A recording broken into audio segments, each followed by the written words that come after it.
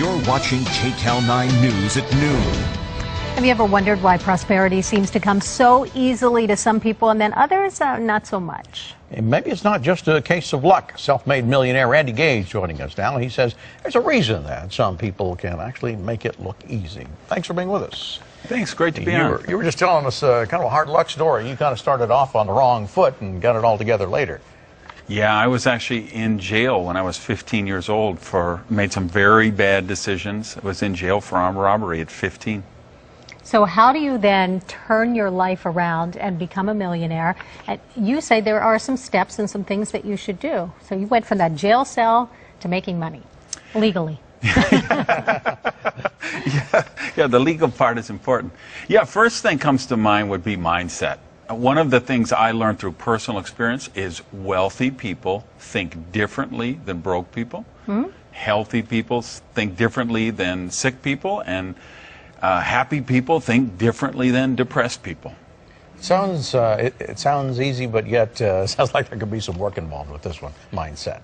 Yeah, it isn't just people say, they come to my seminar and say, I watched The Secret 27 times and my Lamborghini hasn't just driven up in the driveway yet. What's the matter?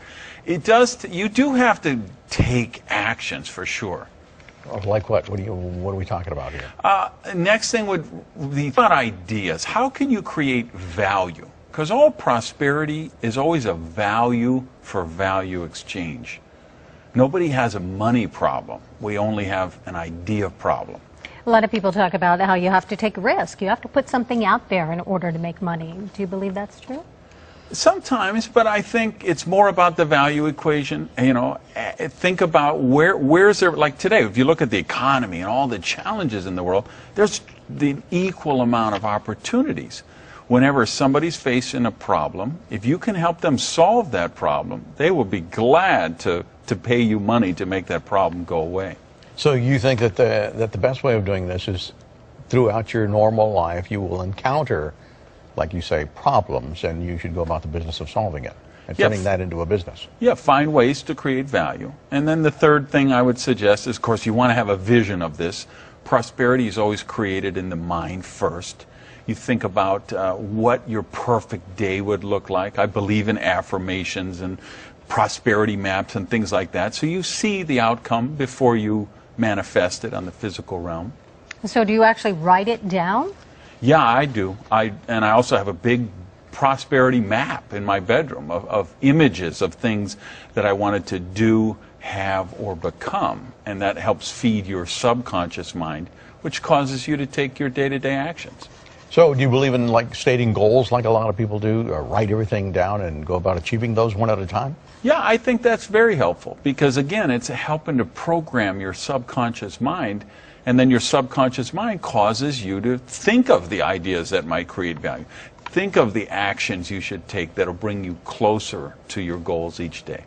So the first thing, I know there are some people who are watching at home probably saying, oh, come on, if I just think about these things and write it down, it's going to happen for me. What's the people should do to put them on this path to success? Yeah, once you have that goal, then say, what would be the first step to getting there? What would be an intermediate goal? What would be a long-term goal? And then again, as you said, you've got to take action. You can't just sit home and wish it's going to happen.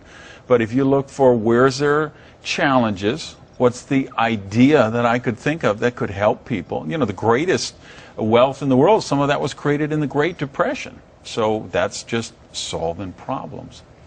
Do I want to jump big, or is this the kind of thing where I'm just doing it one little step at a time?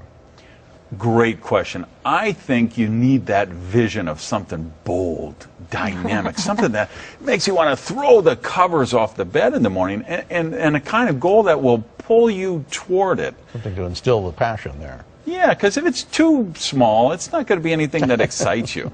So obviously it has to be something that you're interested in. Yeah, I believe that's true. You've got to find things that speak to you, that would be about who you're about. What did you do? I was just going to say, how'd you make your money, Randy? Actually, three things. I love being an information entrepreneur. I like network marketing, and I like real estate. So these are passions you already had. Yeah, and they're all things that allow you to practice leverage, which is real. If you look at all the greatest, wealthiest people, they always have some kind of leverage because you can only work so many hours in a day. I always see these bumper stickers, make money now, ask me how. It's not that easy. Yeah, the bumper sticker, unfortunately we've kind of got a bumper sticker philosophy society, but it does take some work, yeah. All right. We've given you 3 of the tips. There are some other ways to create prosperity. The best of Randy Gage's 10 Habits of Prosperous People on our website right now. Just go to KCAL9.com. You can click Seen on TV. Very good. Thanks for being here. Thank you, Randy. Great to be here.